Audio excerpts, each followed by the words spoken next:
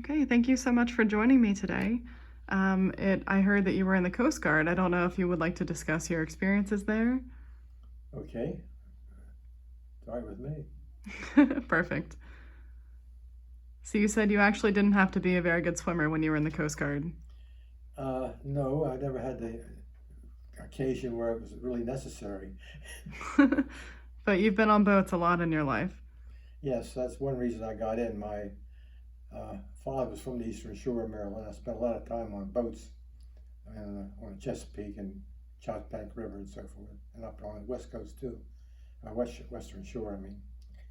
And I feel that was a lot better than carrying a rifle. But a lot, it was a lot of it. Most of it was fun. Yeah, I love boats too. So how long were you in the Coast Guard? Pardon me. I was in the regular Coast Guard for 3 years, and altogether I had 12 years service altogether. Oh, wow. I went in the Ready Reserve after that. And it was mostly in North Carolina, you said? Yes, I spent 2 years in North Carolina. What would you say the most important thing that you learned was during your time in the Coast Guard? What I learned. Well, I went to electronics school for 6 months and got my rating in that, and I think steered me through my career. When I got out, I got a job with AT&T where I worked till I retired, and that was in electronics, electronics primarily. Oh, wonderful. So they were able to give you some training. Yes, it got me started on a career. Oh, that's great. Do you think the military has changed a lot today from when you were in, or are there a lot of differences or still somewhat the same? Absolutely. A couple of years ago, I decided it might be nice to go back up to Cape May where I went to boot camp, and take my wife and I go up there and see a graduation, a parade and all that kind of stuff. Because when we went, there was no band there. We had a drum and bugle corps, which is kind of pitiful. I went up there, and of course they got all new uniforms now, different uniforms than they did in the old days, and beautiful buildings, multi-story masonry buildings where we lived in old barracks like they had in World War II Army, and it was a whole new life. But we went on boot camp. It was not like you'd see in the movies where some Army or Marine drill sergeant screaming at you and all that kind of stuff.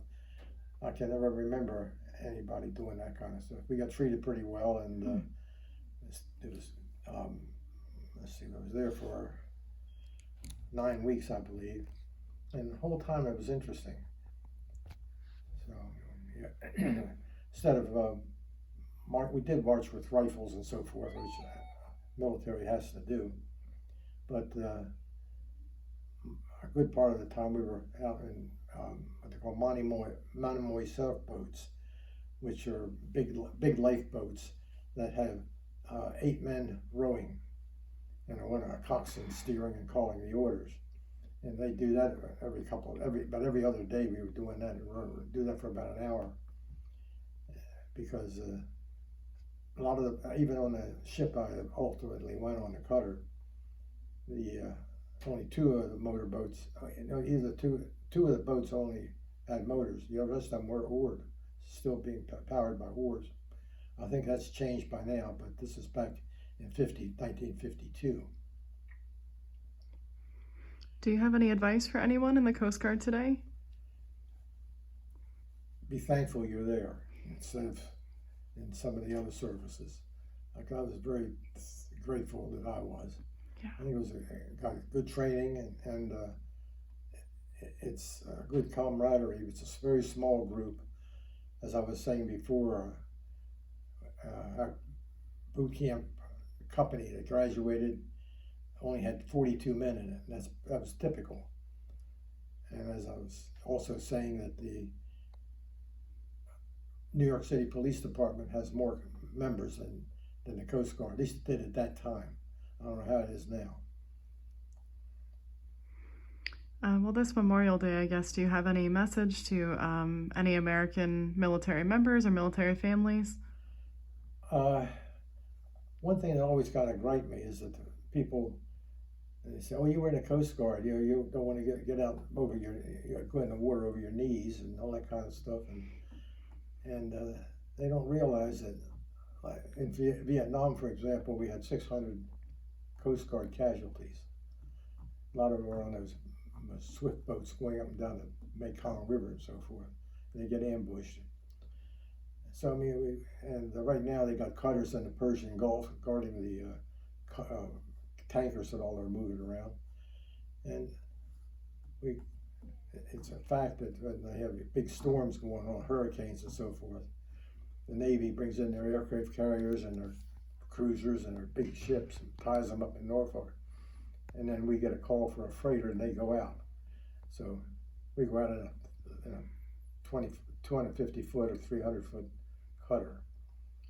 So I mean, that was life. That's what we expected to do, and that's what we do. Yes, it can be very dangerous. Okay, well, thank you so much for doing this and for participating this Memorial Day. I wish you a happy Memorial Day, and to everyone watching this, happy Memorial Day as well. Thank you. Well, thank you for letting me do this.